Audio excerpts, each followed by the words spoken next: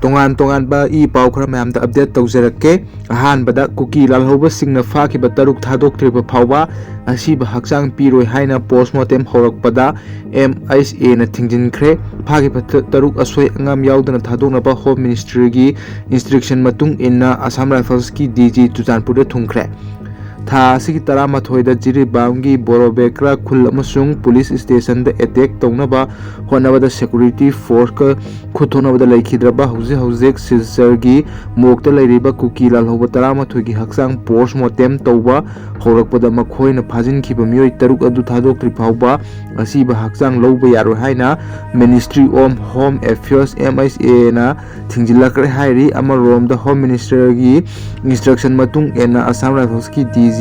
Kuki militant singa wari sananaba Chujanpur da thungkre press na phangu pau gi source matung inadi kuki militant taramathoi adugi manungda hakchang khara postmortem tawba horakpada Home Ministry gi maikai phajin khipasing adu tek da kaidana thadoktriphao ba makha tana postmortem tawba yaroi asiba hakchang lowba yaroi haina athingba pirakhibane loinana Home Ministry na makoi taruk adu asoi angam yaudana rescue tongnabagidamak AR gi DG ngasi Imphal da tharakre loinana kuki militant singa wari sananaba AR gi DG masamak Chujanpur da thungkre amaromda sisar mokta lakhiba kuki gi mioi singna makoi asiba hakchang lowdriphao ba halloi haina protest athakre loinana pen da wafam kya phongdokre amaromda Assam police ki makai masi manipur nate Assam ni nakhoina tawningba tawba yaroi haina kuki sing adu mafam adudagi tankhaikhre haire atopa post amada MLA sing kauraga wari sanahanbana ingtaba purakpa ngamloi separate administration natana warosin leite MLA Paulilan Hauke ingtapa amadi warosin puraknabani haiduna India lenga ki Ministry of Home Affairs na Manipur da lairiba kanglup phurup singi MLA sing kauduna wari sanahaliba asina kanaba law lairoi kuki singi tokhaiba separate administration natana irang asiki solution leiti haina Psychot Kendra ki MLA Paulilan Hauke na phongdokre afam asi awang nongpok ta base toba news agency amaga akhanna bu unaba amada phongdokhibani mahak na hai tongan ba phur kanglup singi MLA sing unahanduna wari sanaraba su kuki singi tokhaiba administration pidri phawa Manipur da ingtaba purakpa ngamloi Manipur da ingtaba puraknaba Chief Minister N Biren kuki MLA singa wari sanari haina Solicitor General of India na Supreme Court da thamkiba wafam adu aranba yupam yawda wafam ni aikhoina kaidobagi Chief Minister unagadoribano irang asigi mastermind Chief Minister N Bireni solution puraknabani haiduna mahakna wari sanabagi wahanthok leite kuki singdi Manipur lengaktagi tokhai takhiba kuire mahakna makhata ana hai irang hek horakpadagi kuki taba chingi mafam singda Manipur lengaki sasan leitre kuki singna ngasi phawbada masagi territory singaksaduna lakri haike amoromda ngasi jiribamda CRPF na khut hanbada kuki militant taramathoi lekhidaba aduda MLA na nungaitaba phongdokhe atopa pau amada rupees 50,000 reward pijagani haukiba November 9 2024 National Highway 102 gi Sora Yaithibi area da numidang pung 9 makhai aduwaida sakangdaba 4-wheeler na thomlambadagi lamding Cherapur dagi Nongmai Them Santi Kumar Singh sahi nifu humdoi laikhidrabaga mari leinana thomlamliba gari asigi langla langjin pibirakpada lupa lising yakai pijagani pau pibirakpa mioi gi identity haidok jaroi haina Convener JC against the death of N Santi Kumar Singh of Langding Cherapur thadrokpa press statement amana khangal lakli hairiba langlangjin khangba mioi singna pijariba contact number asida pau phopiu aduga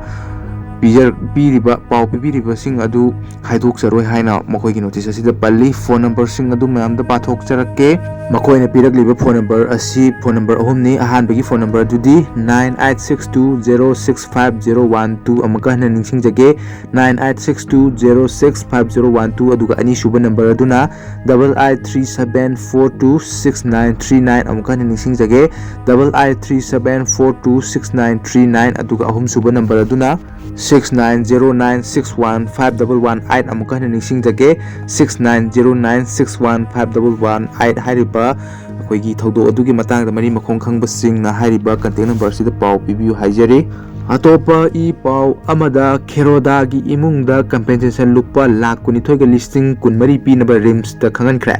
ing 2016 gi July 3 Rims Hospital da angang unarba matung laikhidrabi thoksom ongbi kheroda misiga mari lenana State Consumer Dispute Redressal Commission na imung manung na compensation gi senpham oina lupa lakh 22,000 pinaba khangan khre haire thoksom Samarendro Khurai Sajolaikai na complainant oiduna Director General Institute of Medical Science Lamphel Part Institute asigi Medical Superintendent yauna Institute asigi Dr. Nipan da opposite party oiduna commission asida wakat ama ing 2017 gi January thada tharakhibane wakat aduga mari lenana commission asida hearing chatharaki adubu COVID-19 pandemic na maram oiduna matam sang hearing chathaba yadaba amadi staff ki award for leibana matam chana case asigi hearing loisin bangam rakhide haire sahi asigi October 18 da commission asina thokiba order amada judgment da complainant asina Consumer Protection Act 1986 ki section 17 gi makada service amadi medical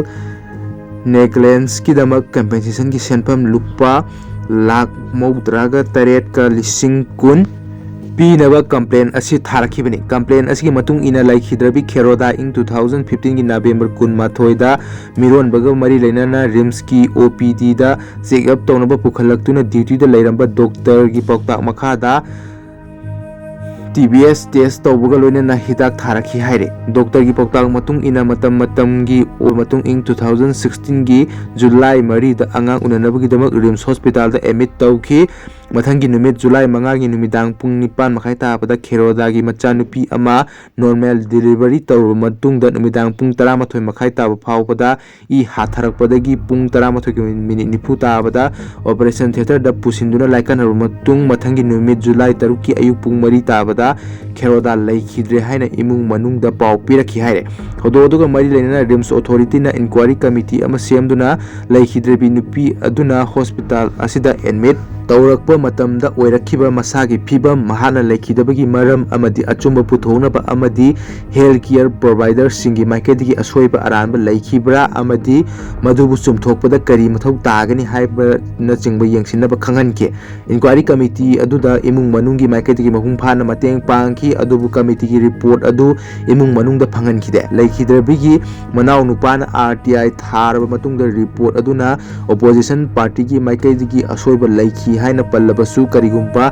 action amata paikhalaktabadagi complaint case asi tharakhibani haire case asiga mari lenena khudam amadi record sing kupna yengsilaba matung amadi apex court ki rai adu yenglaga opposition party oiriba director Rims MS Risham amasung director na mihut oiba Rims na compensation gi senpham asi pifam thui haiba wafam thamke laikhidrabi kheroda private school da oja oiduna amadi angang sing tuition tawduna imung pubada sel gi mateng chawn pangduna lakhi adubu mahana laikhidrab matung imung asigi sel gi chawn awaw mayok nargini haiduna complainant na compensation gi senpham oina claim tawriba senpham adusu yenglaga lupa lakh 22 ga lising 13 ga chanipan ga subna nipan pinaba Rims authority da khangan ki compensation gi senpham adu round figure oina lupa lakh 22 ga lising 13 gi senpham opposition party mari manga amasung taruk na tha ahungi manung da pi na ba khangan ke senpham asi commission asigi registrar da deposit tawnaba amadi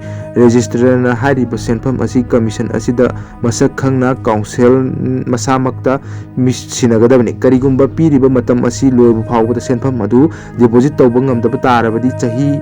oina chada mapan gi sendel haplaga pigedabani haina commission na rai takhi ngasigidi matang asida video si loisinjarage channel sibu nuksibiduna subscribe tawsanbiyo haijari thank you